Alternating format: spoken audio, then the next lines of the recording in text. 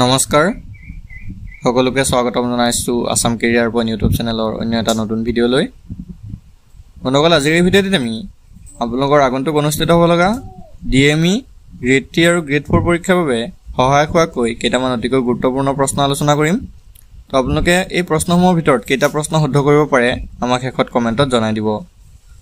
আজি ভিডিঅ'ৰ প্ৰথম প্ৰশ্নটো হৈছে Which state took the project of Vidya Divana to improve education system of the state? কোনখন ৰাজ্যই শিক্ষাৰ উন্নতিৰ বাবে বিদ্যা দিৱানা আঁচনি গ্ৰহণ কৰিছে? কাৰেক্ট আনসাৰটো অপচন এ অন্ধ্ৰপ্ৰদেশ। বন্ধুসকল, অন্ধ্ৰপ্ৰদেশ ৰাজ্যখনে শিক্ষা ক্ষেত্ৰত উন্নতিৰ বাবে বিদ্যা দিৱানা আঁচনি এটা গ্ৰহণ কৰিছে। এই আঁচনিটোৰ মূল লক্ষ্য হৈছে অনুসূচিত জাতি আৰু জনজাতি অন্যান্য সংখ্যালঘু গোটৰ অন্তৰ্গত ছাত্ৰ ছাত্ৰীৰ মাচুল পৰিশোধ কৰা।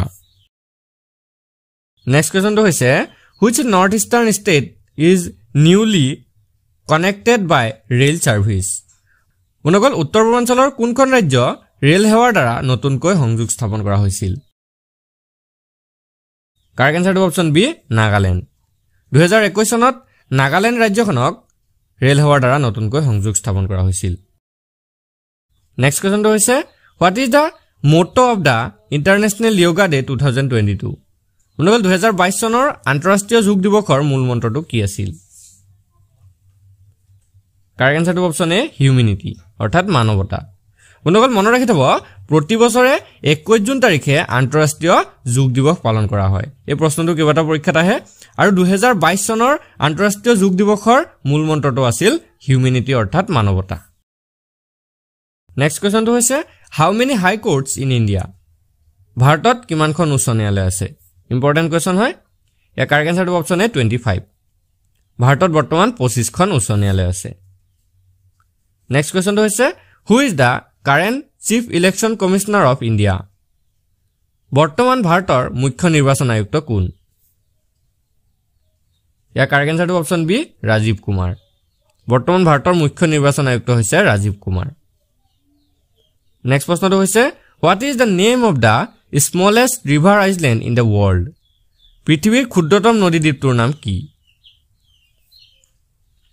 কাৰেক্ট আনসাৰটো অপচন সি উমানন্দ। বন্ধুসকল, পৃথিৱীৰ আটাইতকৈ সৰু নদী দ্বীপটো হৈছে উমানন্দ নদী দ্বীপ।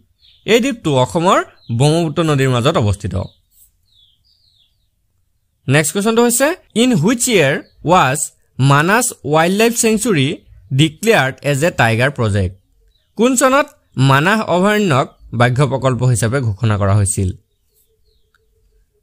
কাৰেক্ট আনসাৰটো অপচন সি 1973। বন্ধুসকল, 1973 চনত মানাহ অভয়াৰণ্যখনক ব্যাঘ্ৰ প্ৰকল্প হিচাপে ঘোষণা কৰা হৈছিল। নেক্সট কুৱেশ্যনটো হৈছে Where is Nameri national park situated? বন্ধুসকল, নামেৰী ৰাষ্ট্ৰীয় উদ্যানখন ক'ত অৱস্থিত? কাৰেক্ট আনসাৰটো হৈছে অপচন এ শোণিতপুৰ। শোণিতপুৰ জিলাত নামেৰী ৰাষ্ট্ৰীয় উদ্যান অৱস্থিত। নেক্সট কুৱেশ্যনটো হৈছে When Tiger Project announced for Kaziranga national park? Kaziranga ৰাষ্ট্ৰীয় উদ্যানৰ বাবে ব্যাঘ্ৰ প্ৰকল্প কেতিয়া ঘোষণা কৰা হৈছিল? ইয়াৰ কাৰেক্ট আনসাৰটো হৈছে অপচন সি 2007। 2007 চনত কাজিৰঙা ৰাষ্ট্ৰীয় উদ্যানৰ বাবে ব্যাঘ্ৰ প্ৰকল্প ঘোষণা কৰা হৈছিল। নেক্সট কুৱেশ্যনটো হৈছে Who is the first winner of Jnanpith award? Jnanpith বঁটা লাভ কৰা প্ৰথমগৰাকী ব্যক্তি কোন? কাৰেক্ট আনসাৰটো অপচন এ জি শংকৰা কুৰুপ। বন্ধুসকল, জ্ঞানপীঠ বঁটা লাভ কৰা প্ৰথমজন ব্যক্তি আছিল জি শংকৰা কুৰুপ। তেওঁ এজন মালায়ালম লেখক আছিল। বন্ধুসকল, ইয়াতে আপোনালোকক এটা ইম্পৰ্টেণ্ট কথা জনাই থওঁ। যদি আপোনালোকে এডিআৰই পৰীক্ষাৰ বাবে আৰু ভালদৰে প্ৰস্তুতি চলাব বিচাৰে তেন্তে আপোনালোকৰ বাবে খুবেই ইম্পৰ্টেণ্ট PDF কিছুমান আমি তৈয়াৰ কৰিছোঁ। এই PDFসমূহত এক্সামৰ বাবে প্ৰয়োজনীয় সকলোবোৰ ছাবজেক্ট পাই যাব। মেথছ আৰু ৰিজনিং ছলভ কৰা পাব, প্ৰিভিয়াছ ইয়েৰ ছলভ পেপাৰ পাব। আপুনি দোকানৰ পৰা যদি একোখন কিতাপ কিনিবলৈ যায় তেনেহ'লে 400 টকাৰ পৰা 500 টকালৈ ল'ব আৰু সকলোৱে সেই 400-500 টকাত গৈ কিতাপবোৰ কিনি আনি পঢ়িব নোৱাৰে। আৰু সেয়েহে আমি তেওঁলোকৰ বাবে খুব কম মূল্যত কেৱল 79 টকাত সকলোবোৰ ছাবজেক্ট থকা PDFসমূহ আমি প্ৰস্তুত কৰিছোঁ। এই PDFসমূহত আপোনালোকে আছামিজ আৰু ইংলিছ এই দুইটা মাধ্যমতে সকলোবোৰ বস্তু পাই যাব। তো যদি কাৰোবাৰ প্ৰয়োজন হয় তেনেহ'লে আপোনালোকৰ স্ক্ৰীনত থকা নাম্বাৰটোত আমাক হোৱাটছআপ কৰি এই PDF সমূহ লৈ ল'ব পাৰিব। তো বলক এতিয়া আমি নেক্সট কোৱেশ্চনটো চাওঁ নেক্সট কোৱেশ্চনটো হৈছে in which sphere all weather phenomena are held বতৰৰ পৰিঘটনাবোৰ ক'ত ঘটে কাৰেক্ট আনসাৰটো অপচন সি ট্ৰপোস্ফিয়াৰ মনগল বায়ুমণ্ডলৰ ট্ৰপোস্ফিয়াৰ লেয়াৰটোতে বতৰৰ আটাইবোৰ পৰিঘটনাবোৰ সংঘটিত হয় নেক্সট কোৱেশ্চনটো হৈছে where most of the fresh water is found আটাইতকৈ বেছি পৰিমাণৰ পৰিষ্কাৰ পানী ক'ত পোৱা যায় ইয়াৰ কাৰেক্ট আনসাৰটো option A polar ice and glacier অৰ্থাৎ মেৰুৰ বৰফ আৰু হিমবাহত আটাইতকৈ বেছি পৰিমাণৰ পৰিষ্কাৰ পানী পোৱা যায় নেক্সট প্ৰশ্নটো হৈছে where photosynthesis process is held হালু সংশ্লেষণ ক'ত সংঘটিত হয় কাৰেক্ট আনসাৰটো option D green leaf of the plants মনগল হেউজিয়া উদ্ভিদৰ পাতত হালু সংশ্লেষণটো সংঘটিত হয় হালু সংশ্লেষণৰ জৰিয়তে হেউজিয়া উদ্ভিদে নিজৰ আহাৰ প্ৰস্তুত কৰে নেক্সট কোৱেশ্চনটো হৈছে what is the name of the gaseous element maximum in air বায়ুত থকা সৰ্বাধিক পৰিমাণৰ গেছীয় মৌলবিধৰ নাম কি কাৰেক্ট আনসাৰটো অপচন সি নাইট্ৰজেন মনগল বায়ুত আটাইতকৈ বেছি পৰিমাণে নাইট্ৰজেন নামৰ গেছীয় মৌলবিধ পোৱা যায় এই নাইট্ৰজেন বায়ুত প্ৰায় 78% থাকে নেক্সট প্ৰশ্নটো হৈছে which of the following disease is airborne disease মনগল তলৰ কোনবিধ বায়ুৰ জৰিয়তে সংক্ৰমিত হোৱা ৰোগ কাৰেক্ট আনসাৰটো অপচন এ ইনফ্লুৱেঞ্জা মনগল ইনফ্লুৱেঞ্জা ৰোগবিধ বায়ুৰ জৰিয়তে সংক্ৰমিত হয় অৰ্থাৎ বায়ুৰ জৰিয়তে এজনৰ পৰা আনজনলৈ বিয়পে নেক্সট কোৱেশ্চনটো হৈছে national commission for SC and ST shall be made by which constitutional institution কোনটো সাংবিধানিক প্ৰতিষ্ঠানৰ দ্বাৰা ৰাষ্ট্ৰীয় অনুসূচিত জাতি আৰু অনুসূচিত জনজাতি আয়োগ প্ৰস্তুত কৰা হয় কাৰেক্ট আনসাৰটো অপচন এ পাৰ্লিয়ামেণ্ট অৰ্থাৎ সংসদ মনগল পাৰ্লিয়ামেণ্ট অৰ্থাৎ সংসদে ৰাষ্ট্ৰীয় অনুসূচিত জাতি আৰু অনুসূচিত জনজাতি আয়োগটো প্ৰস্তুত কৰে নেক্সট কোৱেশ্চনটো হৈছে which constitutional article defines the Panchayati Raj কোনটো সাংবিধানিক অনুচ্ছেদত পঞ্চায়তী ৰাজৰ সংজ্ঞা দিয়া হৈছে কাৰেক্ট আনসাৰটো অপচন সি 243 মনগল অনুচ্ছেদ 243ত পঞ্চায়তী ৰাজৰ সংজ্ঞা দিয়া হৈছে নেক্সট প্ৰশ্নটো হৈছে which constitutional article defines municipalities কোনটো সাংবিধানিক অনুচ্ছেদত পৌৰসভাৰ সংজ্ঞা দিয়ে কাৰেক্ট আনসাৰটো অপচন এ আৰ্টিকল 243 পি মনগল আৰ্টিকল 243 পি পৌৰসভা অৰ্থাৎ মিউনিচিপালিটিৰ সংজ্ঞা দিয়া হৈছে নেক্সট প্ৰশ্নটো হৈছে the constitution of India was drafted and enacted in which language ভাৰতীয় সংবিধানৰ খচৰা কোন ভাষাত প্ৰণয়ন কৰা হৈছিল ইয়াৰ কাৰেক্ট আনসাৰটো অপচন বি ইংলিছ ভাৰতীয় সংবিধানৰ খচৰা ইংৰাজী ভাষাত প্ৰণয়ন কৰা হৈছিল নেক্সট প্ৰশ্নটো হৈছে the Jataka stories are related to the previous lives of whom জাতকৰ কাহিনীবোৰ কাৰ পূৰ্বৰ জীৱনৰ লগত জড়িত কাৰেক্ট আনসাৰটো অপচন সি বুদ্ধ মনগল জাতকৰ কাহিনীবোৰ বুদ্ধৰ পূৰ্বৰ জীৱনৰ লগত জড়িত নেক্সট প্ৰশ্নটো হৈছে Marco Polo who travel India during 1288 to 1292 from Italy during whose reign did he come মনগল 1288 চনৰ পৰা 1292 চনৰ ভিতৰত ইটালীৰ পৰা মাৰ্কো পোলো ভাৰতলৈ আহিছিল আৰু তেওঁ কাৰ ৰাজত্বকালত ভাৰতলৈ আহিছিল কাৰেক্ট আনসাৰটো অপচন বি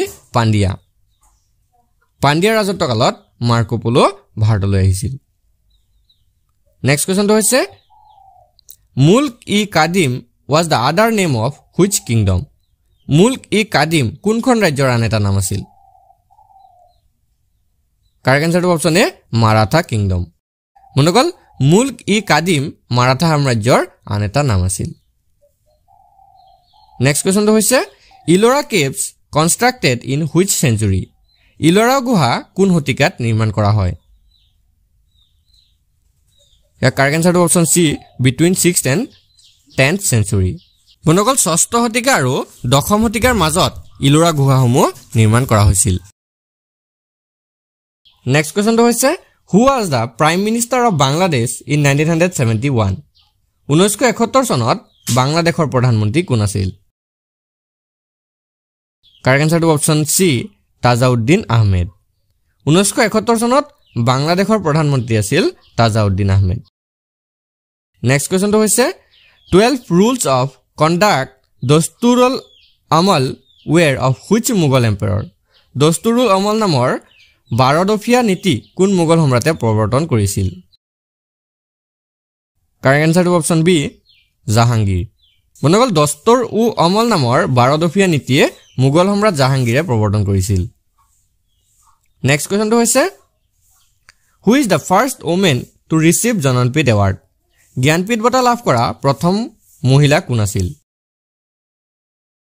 কাৰেক্ট আনসাৰটো অপচন বি আশাপূৰ্ণা দেৱী বন্ধুসকল জ্ঞানপীঠ বঁটা লাভ কৰা প্ৰথম মহিলাগৰাকী আছিল আশাপূৰ্ণা দেৱী তেওঁ 1976 চনত এই বঁটা লাভ কৰিছিল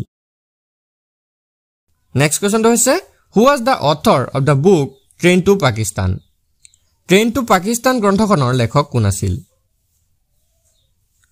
কাৰেক্ট আনসাৰটো option B Khushwant Singh Train to Pakistan নামৰ গ্ৰন্থখনৰ লেখক আছিল খুশৱন্ত সিং বন্ধুসকল এই গ্ৰন্থখন 1956 চনত প্ৰকাশ পাইছিল নেক্সট কোৱেশ্চনটো হৈছে how many Indian languages are awarded the সাহিত্য একাডেমী award সাহিত্য একাডেমী বঁটা কিমানটা ভাৰতীয় ভাষাৰ বাবে দিয়া হয় কাৰেক্ট আনসাৰটো অপচন সি 24 বন্ধুসকল 24টা ভাৰতীয় ভাষাৰ বাবে সাহিত্য একাডেমী বঁটা প্ৰদান কৰা হয় নেক্সট কোৱেশ্চনটো হৈছে which foundation instituted সৰস্বতী সন্মান annual award সৰস্বতী সন্মান বাৰ্ষিক বঁটা কোনটো সংস্থাই প্ৰতিষ্ঠা কৰিছিল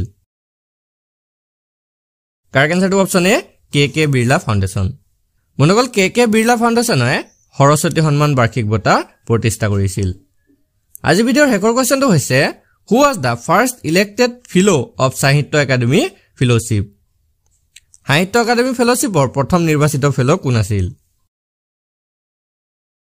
কাৰেক্ট আনসাৰটো option C doctor S Radhakrishnan Sahitya Akademi ফেলোশ্বিপৰ প্ৰথম নিৰ্বাচিত ফেলো আছিল ডক্টৰ এছ ৰাধাকৃষ্ণন বন্ধুসকল আজি ভিডিঅ'টো আপোনালোকৰ বাবে ইনফৰমেটিভ হলে ভিডিঅ'টো এটা লাইক কৰি দিব আৰু এনে ধৰণৰ ডেইলি ভিডিঅ'ৰ বাবে আমাৰ চেনেলটো সাবস্ক্ৰাইব কৰি কাষত থকা বেল আইকনটো দবাই দিব ধন্যবাদ